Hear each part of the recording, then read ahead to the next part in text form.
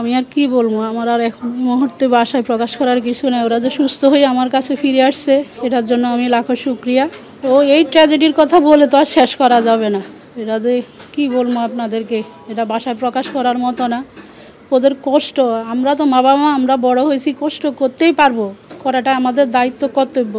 কিন্তু ওদের কষ্ট, এক মিনিটের কষ্ট কেউ সহ্য করতে পারবে না। এরা যে কী পরিমাণ কষ্ট করছে। মহান আল্লাহর প্রতি প্রথমে কৃতজ্ঞতা জানাচ্ছি যে আমার মেয়েরা সুস্থ হয়ে বাড়ি ফিরতেছে। আর দ্বিতীয় কৃতজ্ঞতা হলো আমাদের national burn institute and plastic surgery ইনস্টিটিউটের মহাপরিচালক নাসিরুদ্দিন স্যার। সেকেন্ডলি হলো মাহবুব হোসেন স্যার, উনি হলো আমার সাইরার ছিলেন, চিকিৎসক ছিল, উনি অনেক পরিশ্রম করছে।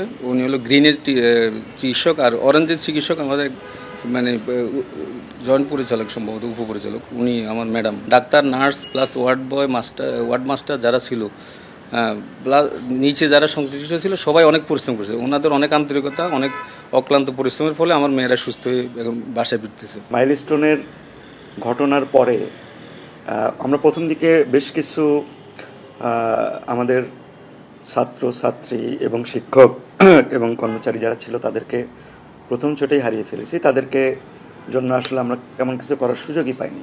পরবর্তীতে আমাদের যারা প্রাথমিক ধাক্কা কাটিয়ে যারা ছিল তাদের মধ্যে আমরা অত্যন্ত স্বস্তির সঙ্গে বলতে পারি যে আমাদের 36 জন যারা ক্রমান্বয়ে সুস্থ হচ্ছিল তাদের মধ্যে অলরেডি 31 জনকে আমরা বাড়ি ফেরাতে পেরেছি।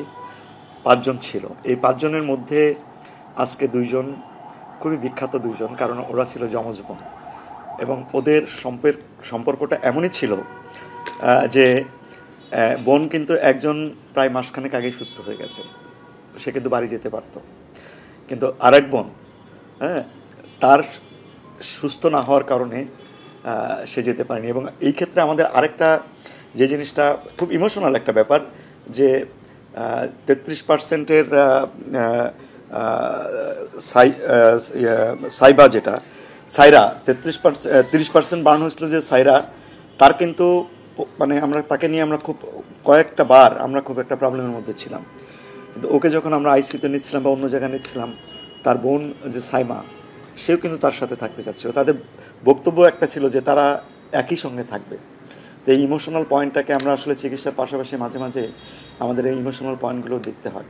তো আমরা আলহামদুলিল্লাহ দীর্ঘ প্রায় 3 মাস পরে, 3 মাসের কাছাকাছি হয়ে গেছে, 3 মাস পরে ওদেরকে, প্রায় 100, রাইট, 3 মাসের বেশি হয়ে গেছে ইনফ্যাক্ট, তারা বাড়ি যাচ্ছে আজকে। তবে একটা জিনিস আমরা বলবো যে এই বাড়ি যাওয়াটা শারীরিকভাবে যতটা স্বস্তিকর ব্যাপার, মানসিক যে বিষয়টা সেটা কিন্তু এখন পর্যন্ত